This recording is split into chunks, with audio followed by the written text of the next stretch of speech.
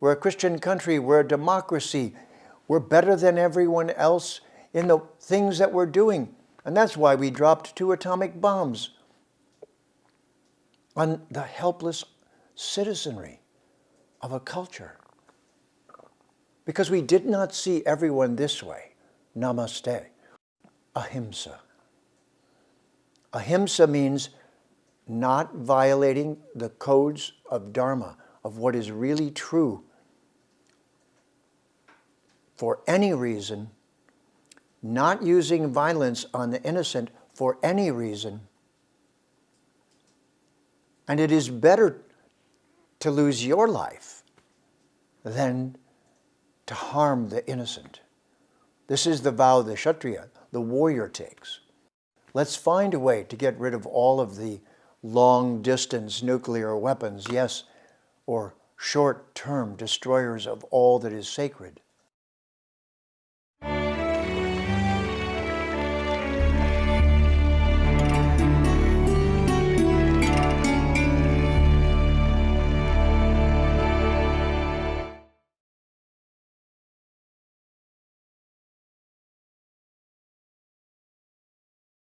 Namaste, and welcome to Vedic Vidya.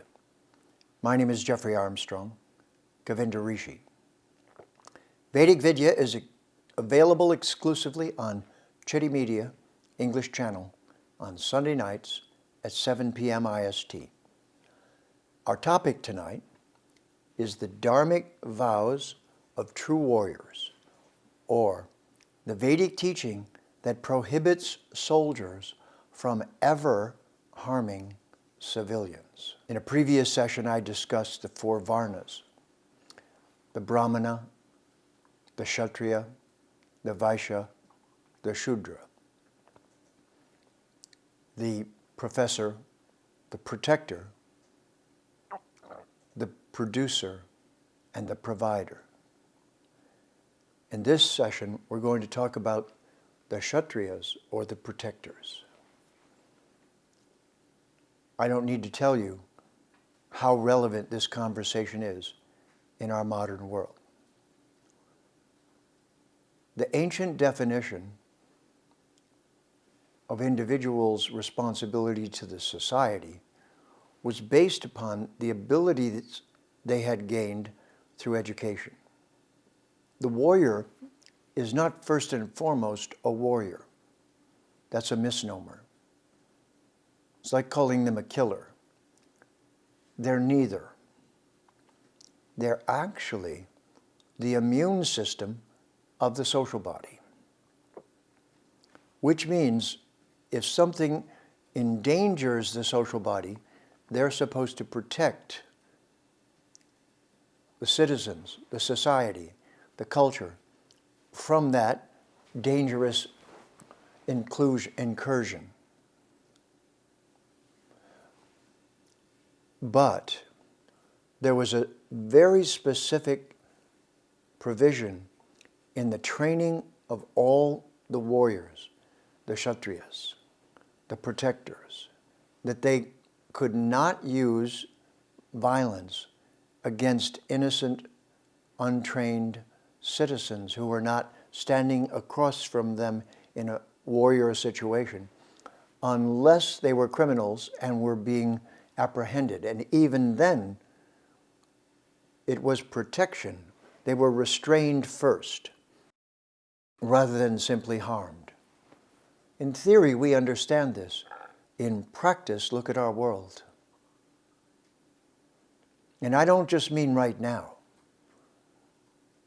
We have gotten to a point in history where our technology has allowed us to make powerful weapons that do not require the principles of conduct that were trained in the actual protectors of society. Instead of protecting the innocent, we now have developed through technology the ability to destroy on a massive scale with no discernment about who or what is being destroyed. This is the social problem of our times. It is that we have now learned to annihilate. What an irony. We've created a civilization the likes of which has never existed. And what have we created along with it? Oh, the ability to push a button or send out a few rockets and destroy the whole thing. All the innocent people, everyone who should be being protected. And we are at a historical moment where we must, it is a mandate, we must learn from India.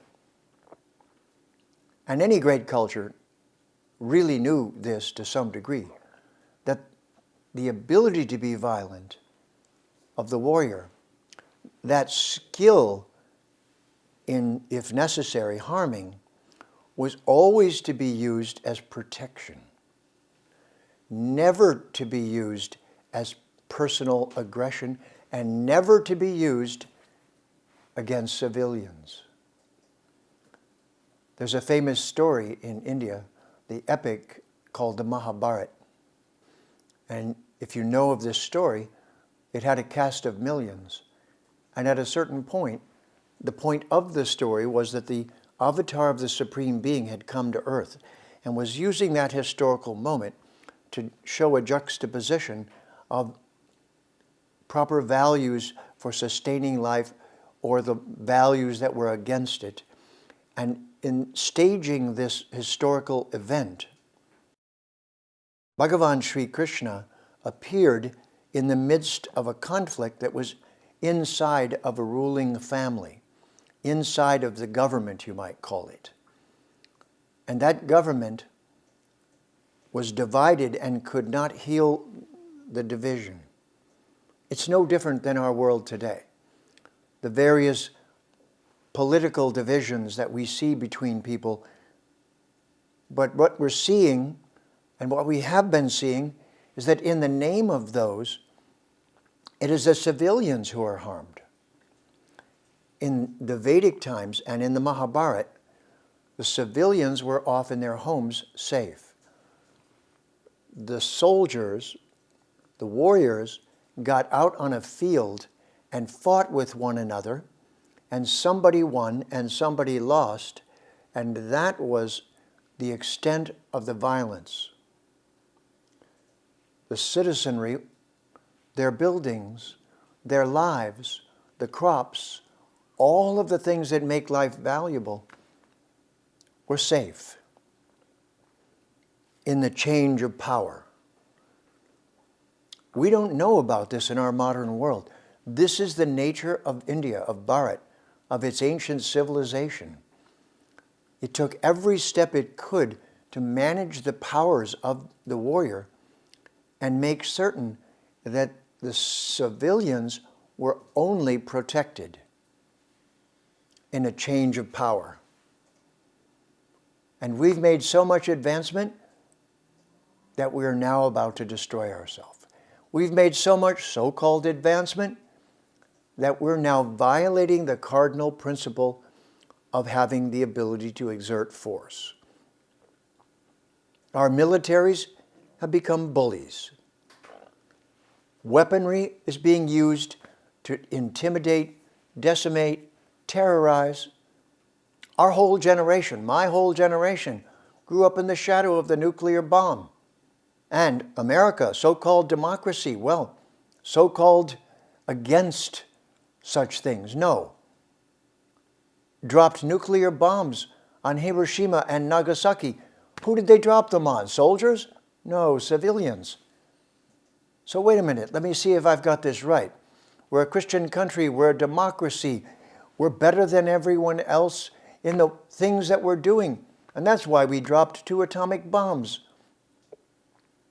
on the helpless citizenry of a culture. Because we did not see everyone this way. Namaste.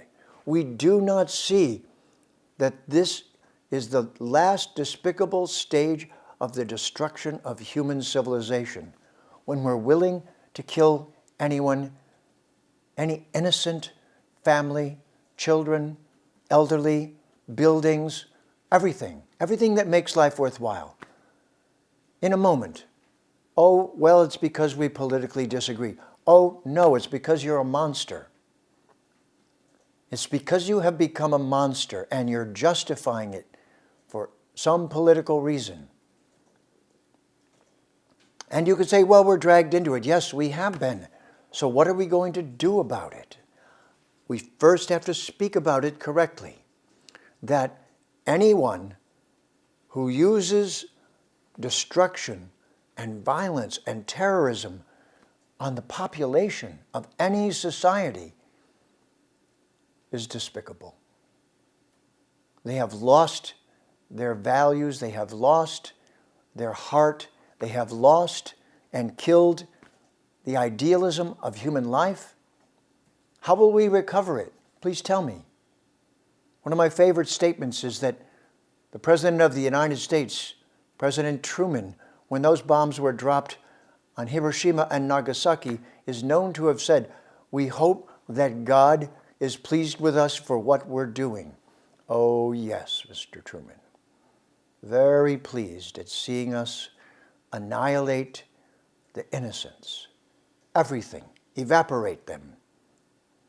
And we're standing on the verge of this, and the culture that taught this on a wholesale scale, and before it was colonized, is India, is Bharat.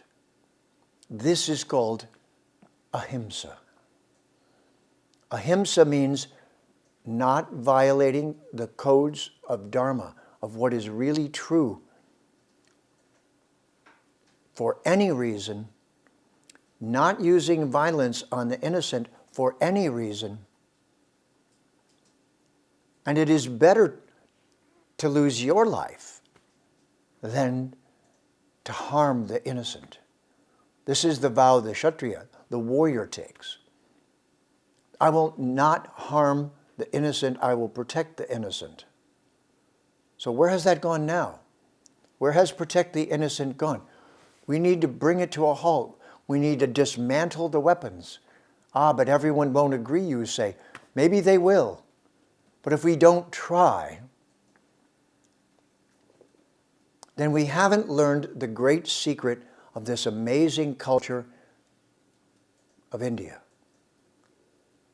that would not let its warriors harm civilians ever. This needs to be heard and spoken and shared. It needs to become the new status quo. We need to stop tolerating that soldiers kill civilians, that soldiers destroy civilizations, destroy the architecture, destroy the ecosystem, destroy the farms. What doesn't get destroyed? This is an ancient voice talking to you right now. I am speaking on behalf of the ancient rishis of India, thousands and thousands of years ago, 8,000 years ago. The battle of the Bhagavad Gita was fought, and not a civilian nearby was harmed. And yet, the epic struggle for power at that moment was taking place.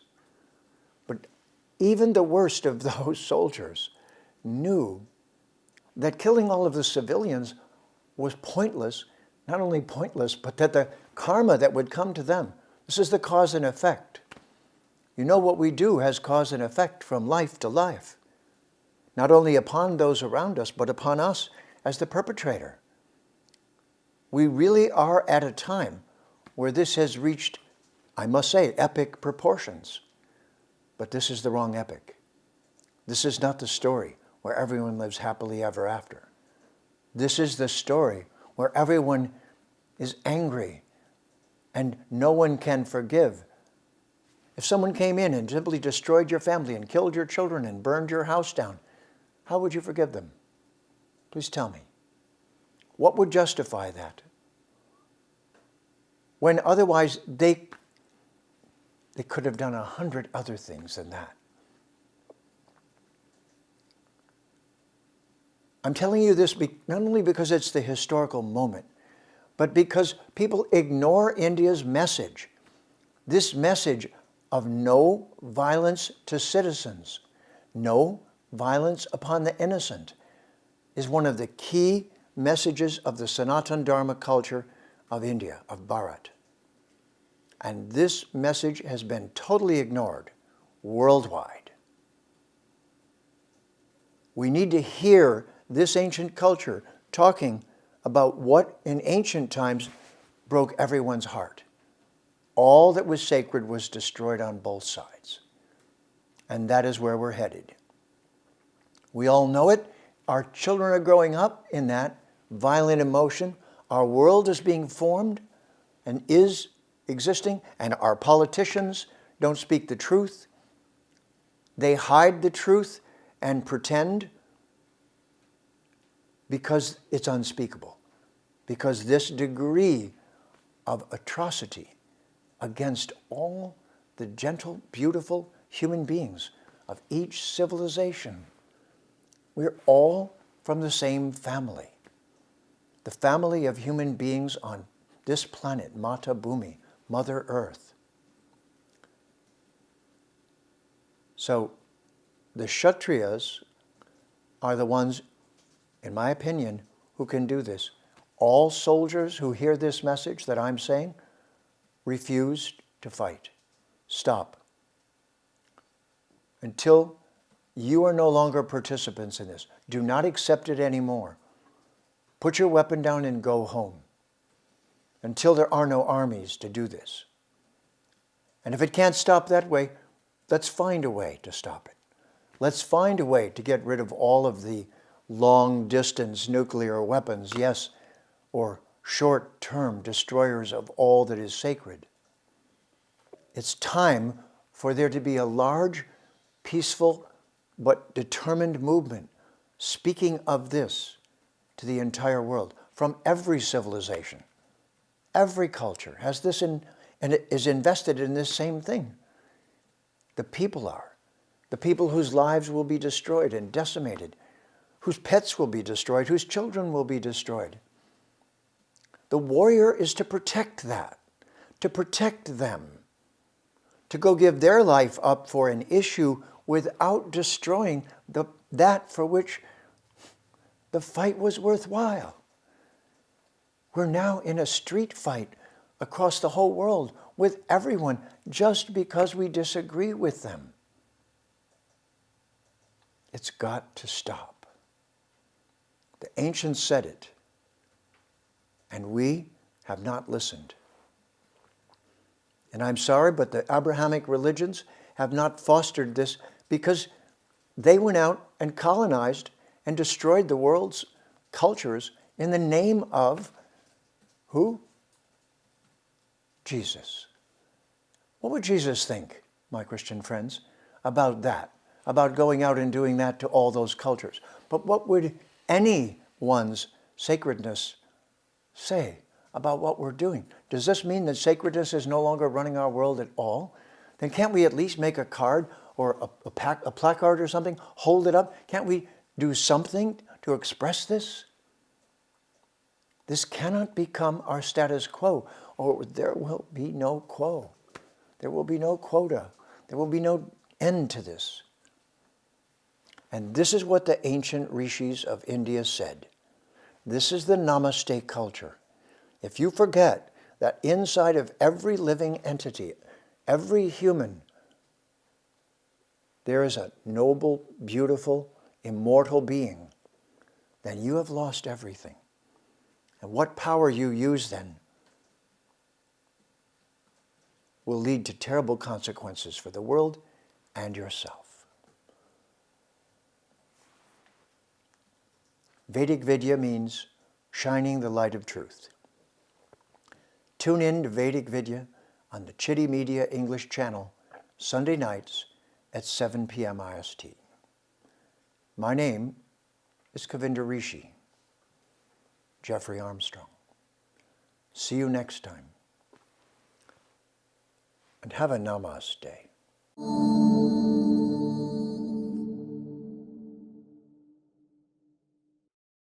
Please remember to subscribe to us and switch on the notifications for this channel. For our other social media links, more content, and to support our work, please visit citti.net. Dhanyavad. Namaskar.